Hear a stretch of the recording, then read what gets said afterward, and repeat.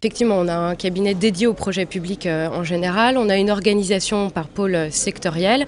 Et en ce qui me concerne, je m'occupe d'un pôle qui est notamment dédié à la culture et dans lequel on a inséré en fait tous ces projets universitaires.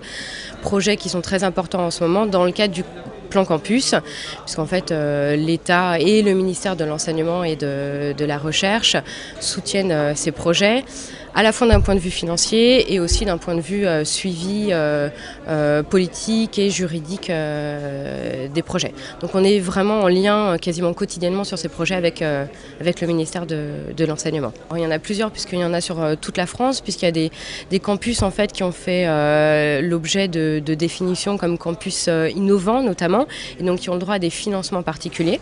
Donc dans le cadre d'une dotation qui est attribuée à chacune soit des universités, soit ce qu'on appelle des presses, c'est-à-dire des regroupements d'universités.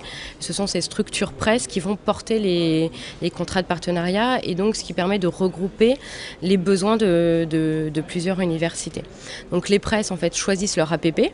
Donc soit exclusivement juridique, soit on crée des groupements avec nos co-traitants financiers et techniques.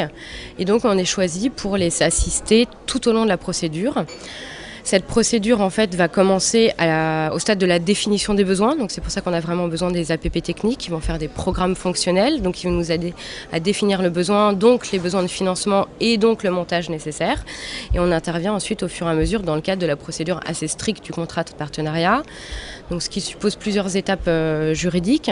Évidemment le rapport d'évaluation préalable qu'on va remettre à la MAP et qui va valider en fait l'intérêt du contrat de partenariat pour ce type de projet, d'une part. Et d'autre part, dès lors que le ministère de l'Enseignement en fait, est soutien politique et financier de ces projets, on rédige ce qu'on appelle des rapports d'expertise qui se rapprochent un peu du rapport d'évaluation préalable, mais qui ont aussi pour objet de voir quelle est la soutenabilité budgétaire générale du projet. Donc à la fois pour le projet sur lequel on travaille, mais également pour l'ensemble de l'université.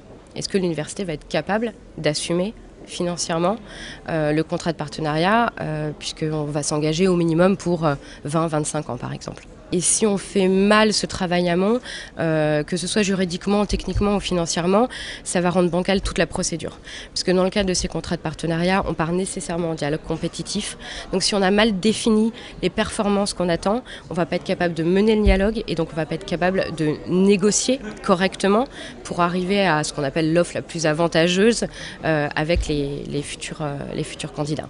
Aujourd'hui, votre cabinet s'occupe de 4 PPP. Voilà, 4. Alors je dirais 3 sûrs et certains. On travaille sur des projets à l'université de Strasbourg, puisque eux, ils ont fusionné en fait les différentes universités. Il n'y a plus qu'une entité juridique qui s'appelle l'UNISTRA.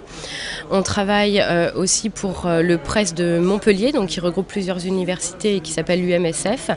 Et on travaille, et c'est avec eux qu'on travaille depuis le plus longtemps, pour l'UEB, Université européenne de Bretagne, qui ont un projet très intéressant et qui avance bien et qui en fait a pour objet de mêler un objet immobilier et un objet numérique.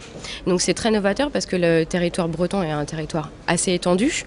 Donc on a des bâtiments qui vont être construits, je dirais des bâtiments relativement classiques qui vont servir aux cours, etc. Et à ça on ajoute une dimension numérique et donc la création en fait de ce qu'on appelle par exemple des salles immersives. Ça veut dire qu'il y a des enseignants qui vont pouvoir donner un cours à Brest et des étudiants qui vont pouvoir suivre ce cours à Rennes. Et tout ça en fait dans une dynamique de rapprochement de territoire. Donc dans ce projet en particulier, on a un vrai soutien de la région Bretagne qui est vraiment partie prenante et notamment dans la partie financement des aspects numériques. Très bien. Voilà. Merci Florence David. Je vous en prie. Merci beaucoup.